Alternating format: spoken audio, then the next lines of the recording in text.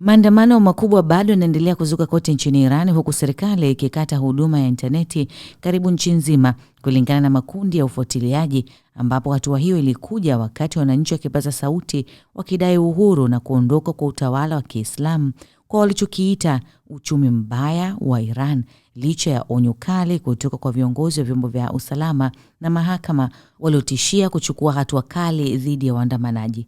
Kulingana na ripoti walioshuhudia, walisema umati mkubwa ulijitokeza katika miji mbalimbali ikiwemo Tehran, ikiwahusisha wanaume na wanawake wa rika zote, huku kauli mbiu zikisikika zikisema uhuru, uhuru na kifo kwa Khamenei zikisikika huku na kule, huku maandamano yakienea hadi maeneo ambayo awali hayakushiriki maandamano hayo.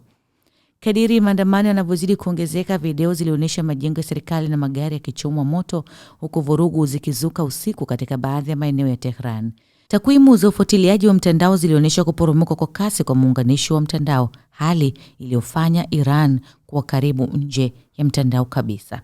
Hizi ni ripoti kimataifa. Mimi ni Regina Baltazari.